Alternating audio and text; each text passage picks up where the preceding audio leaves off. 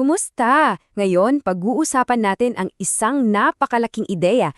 Ano nga ba talaga ang batas ng Diyos? Kasi alam nyo, hindi lang tulistahan ng mga bawal at dapat gawin. Ito'y tungkol sa isang bagay na mas malalim. Tungkol ito sa pag-ibig. Tara, simulan na nating alamin yan. Okay, isipin niyo to. Sa Biblia, may dalawang eksena kung saan ibinigay ang batas ng Diyos. Yung una, sa bundok Sinai, grabe, may kulog, kidlat, apoy, talagang nakakatakot. Yung isa naman, sa bundok ng mga Beatitudes, kalmado lang, ang payapa, may sikat ng araw pa. Ang nakakatakatakot, parehong batas lang ang pinag-uusapan. So paano yon?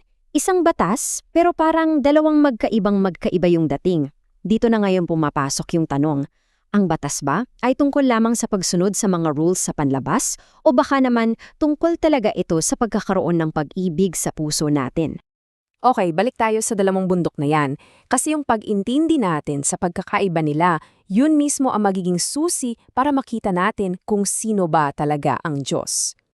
Tingnan nyo, kahit doon sa nakakatakot na eksena sa bundok Sinai, hindi lang naman puro kapangyarihan ang gustong ipakita ng Diyos.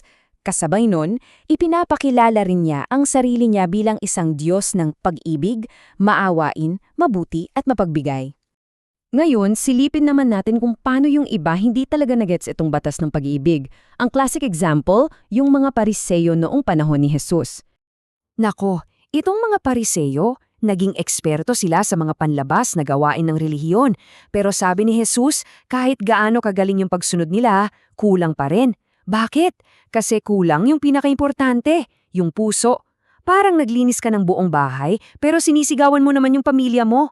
Tama nga yung gawa, pero mali yung motibo. Diretsahang sinabi ni Jesus na yung kabutihan na ipinagmamalaki ng mga Pariseyo, sa totoo lang, walang halaga.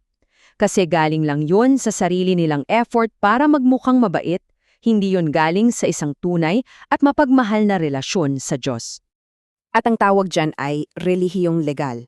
Delikado to kasi nagiging hadlang pa ito sa tunay na connection sa Diyos. Para kang estudyante na nag-aaral ng mabuti para lang may reward sa magulang, imbes na dahil mahal mo sila at gusto mo matuto, nawawala yung totoong ugnayan.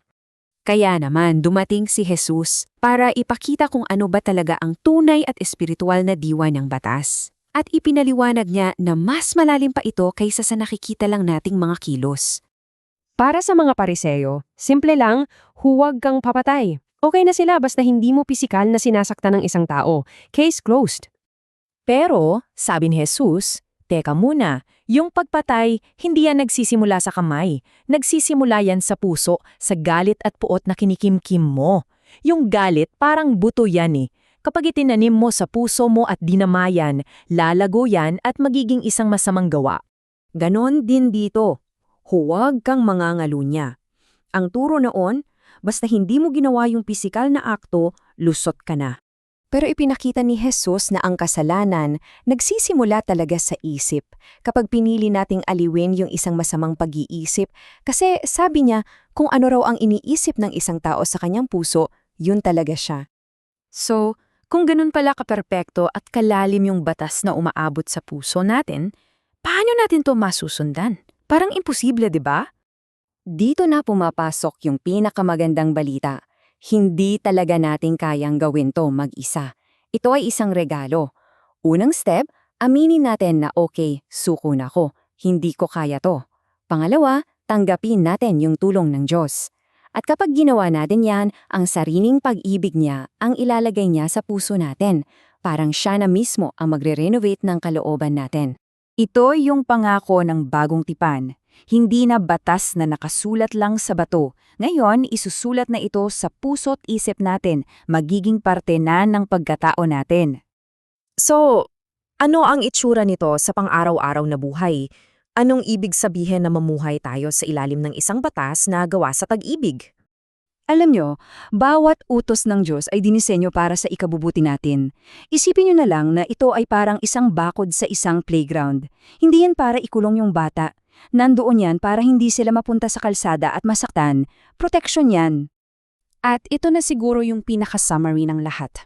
Pag-ibig. Yun ang pundasyon ng lahat ng hinihiling sa ating ng Diyos. Kaya yung pagsunod, Hindi dapat dahil sa takot, dapat dahil sinasalamin natin yung character ng isang mapagmahal na ama. Kaya yung goal, hindi lang para mag-check ng listahan ng mga rules. Ang tunay na layunin ay maging katulad niya sa karakter. Yung pagiging perpekto dito, hindi ibig sabihin na hindi na tayo magkakamali. Ang ibig sabihin ay maging sentro tayo ng liwanag at pagpapala sa iba. Kaya heto yung tanong na iiwan ko sa inyo.